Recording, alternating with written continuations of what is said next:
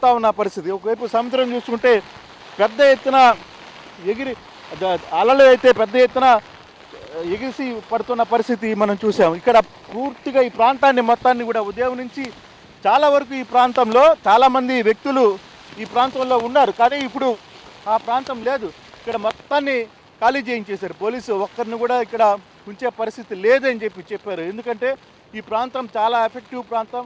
Almost all ఈ ప్రాంతంలో ఉన్న వాళ్ళ మొత్తాన్ని కూడా ఇక్కడ ఇందాక మీరు చూసుంటారు, చాలామంది పబ్లిక్ ఈడ ఉన్న పరిస్థితి. కానీ ఇప్పుడు కానీ చూస్తే ఒక్కరు కూడా ఈ పబ్లిక్ ఇక్కడ లేదు. సో అటువంటి సిచ్యువేషన్ ఈ ప్రాంతంలో ఉంది. అంటే తుఫాను ఎంత తీవ్రతతో ఉంది, ఎంత వేగంగా తుఫాను పడుతోంది, ఎంత వేగంగా ఇది చూస్తున్నాను. గొడుగు పట్టుకునే పరిస్థితి లేదు, గొడుగు హ్యాండిల్ కావడం లేదు అసలు కంప్లీట్గా. నిజంగా ఇది ఇంపాసిబుల్, గొడుగుతో మన వల్ల కాదు.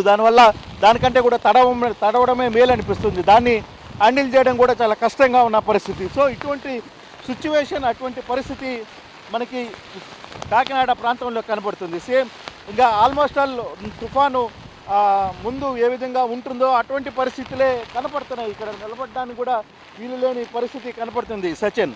కానీ ఓవరాల్గా మనం ఈ సబ్జెక్ట్లో ప్రభుత్వం చాలా సీరియస్గా దీని మీద ఎఫెక్ట్ పెట్టింది. రాత్రి జరగబోయే ఏదైతే ప్రళయం అనుకోవాలా, లేకపోతే తుఫాను ఒక బీభత్సం అనుకోవాలా, ఈ బీభత్సంలో తట్టుకునేదానికి అన్ని రకాల ఏర్పాట్లు అయితే చేసింది ప్రభుత్వం తరఫున.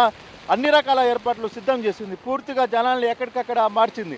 తర్వాత కొన్ని ప్రాంతాల్లో, ఇప్పుడు పిఠాపురం కొన్ని ప్రాంతాల్లో కంపలు అన్నిటినీ పూర్తిగా కూడా వాళ్ళందరినీ ఖాళీ చేయించారు. తర్వాత పవర్ మొత్తం కూడా ఆఫ్ చేసేశారు. ఎందుకంటే ఈ గాలికి తుఫాన్లకి ఎక్కడికక్కడ పోల్స్ పడిపోతున్నాయి. మరోవైపు షార్ట్ సర్క్యూట్లు జరుగుతున్నాయన్న నేపథ్యంలో పవర్ కూడా పూర్తిగా ఆపేసింది. ఆల్మోస్ట్ ఆల్ రవాణా వ్యవస్థ మొత్తాన్ని కూడా ఎక్కడికక్కడ క్లోజ్ చేసింది. రవాణా వ్యవస్థను కూడా బంద్ చేసేసింది. రవాణా వ్యవస్థని సాయంత్రం 6 గంటల నుంచి ఎక్కడికి పోవడానికి లేదని చెప్పి క్లియర్గా చెప్పిన పరిస్థితి. సో సముద్రంలో ఉన్న నేపథ్యంలో ఇక్కడి నుంచి ఎగిసి పడుతున్న నీళ్లు కావచ్చు, లేకపోతే ఒకవైపు పడుతున్న వర్షానికి కనీసం నిలబడలేని పరిస్థితి సచిన్. ఇంత ఇంపాక్ట్ అయితే కనబడుతోంది. చాలా చాలా అసలు నిలబడలేని పరిస్థితి నిజంగా.